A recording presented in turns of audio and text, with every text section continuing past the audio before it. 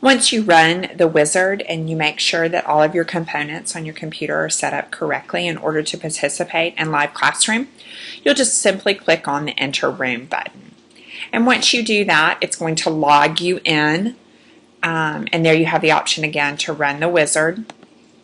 It's going to log you into the live classroom, and it'll take a minute to load and to load all of the components. But as you log into the live classroom, you'll see that the environment looks very much like a chat box, because that is indeed what it is, a chat box with some additional features. It'll take a minute to load, and then once it does, you can participate in several different ways. The first way that you can participate is by it does that to make for you to ensure that your sound is working. You can participate by typing into the dialog box. Now once you do that, the entire room will see what you have typed in, and I pressed enter. You can also opt to send a message directly to me instead of sending it to the main room. And in order to do that, you just select my name from the drop-down box. You have a few other ways to participate.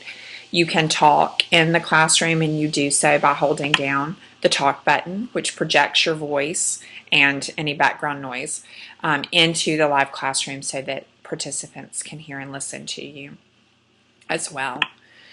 These over here are other options for participation. Sometimes I will ask a question, other people will ask questions in the live classroom. Your check mark is going to indicate a yes. The X indicates no, and this little high five is to raise your hand, so that when you have a question during the presentation or during the dialogue or conversation, or you have something to add, you can indicate that, and you see over here in this screen that my little hand is raised, which shows the speaker that I have something that I would like to add.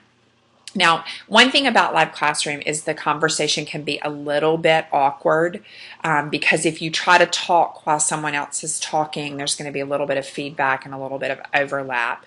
So the best way to approach that is to raise your hand so that the speaker knows that it's your turn to talk. If it's me, sometimes I do lock my talk button, so I'll need to unlock my talk button so that you can talk uninterrupted by my microphone. There are a few other features that are provided. For example, you have some little emoticons right here, and those are pretty self-explanatory.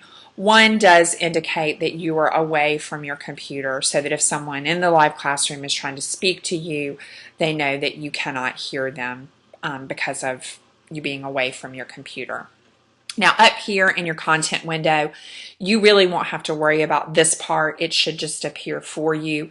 I will project things like PowerPoint slides. We'll look at Word documents. We'll look at different things, and those will all be projected for you in the content window.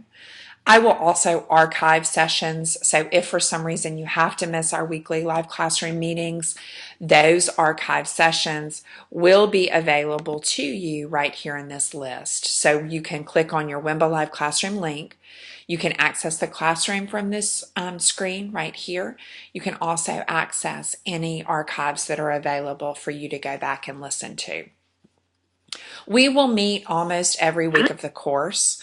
I will give you a course calendar to indicate any weeks that we will not actually meet in live classroom. While some people are a little bit reticent about live classroom at first, I found that it's extremely helpful. We will not always meet the entire 2 hours, but I would like for you to block that time off just in case the material or the questions do require that much time. I would say the average live classroom meeting will be between 45 and an hour and 15 minutes. So plan on being in live classroom for at least that length of time. I look forward to working with each of you this semester in the course. And as always, you can get in touch with me with questions or issues that you're having. If you are having issues with live classroom, the best people to call, however, if it's a tech issue, is iTech, which is 601-266-HELP.